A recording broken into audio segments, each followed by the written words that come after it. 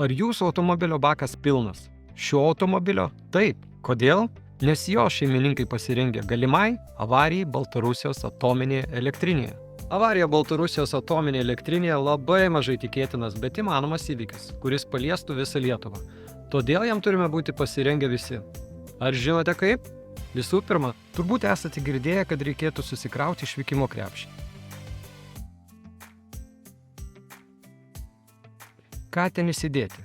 Susikraukite išvykimo krepšį taip, kad esant būtinybei galėtumėte greitai palikti namus ir būtumėte apsirūpinę bent 72 valandoms.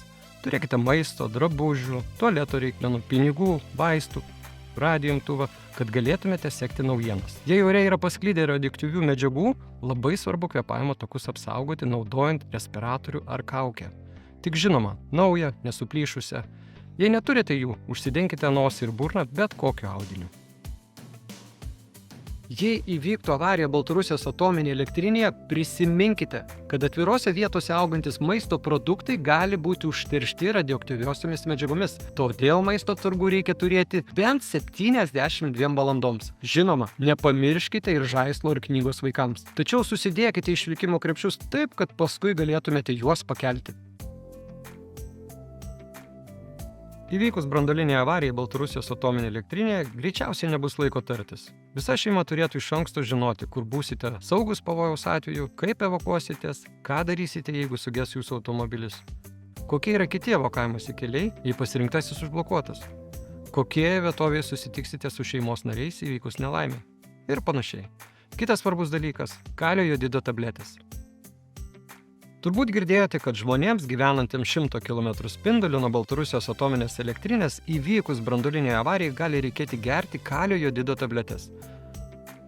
Ar žinote, kam jos skirtos? Jei atominėje elektrinėje vyksta avarija, ore gali pasklisti radioaktyvusis jodas. Šios radioaktyviosios medžiagos yra pavojingos. Įkvėptos ar prarytos su maistu kaupiasi skydliaukėje ir gali sukelti sunkius susirgimus. Kalio jodido tabletės blokuoja radioaktyviai jodo kaupimąsi skydliaukėje. Todėl kalio jodido tabletės reikia išgerti, bet tik atsakingom institucijom parekomendavus. Dėmesio! Spiritiniai ir vandeniniai jodo tirpalai, jodota druska ar maisto papildai savo sudėtyje turintys jodo yra netinkami skydliaukės apsaugai nuo žalingo radioaktyvio jodo poveikio. Paskutinis dalykas. Iš kur apskritai sužinoti, kad įvyko avarija Baltarusijos atominėje elektrinėje? Visų pirma, apie tai praneš sirenos. Tačiau norėdami gauti pranešimą į mobilųjį telefoną, pasikeiskite nustatymus telefone. Kaip tai padaryti? Visą tai rasite šiame puslapyje. Taip pat visi gyventojai internete gali stebėti radiacinį foną patys, tiesiogiai. O dabar dar kartą prisiminkite, kaip pasirengti galimai avarijai Baltarusijos atominėje elektrinėje. Pirma. Susikraukite išvykimo krepšius su maisto atsargomis bent 72 valandoms. Tada sudarykite šeimos planą. Ir trečia, pakeiskite telefono nustatymus taip, kad gautumėte pranešimą apie avariją bei sekite naujienas per nacionalinį radiją ir televiziją.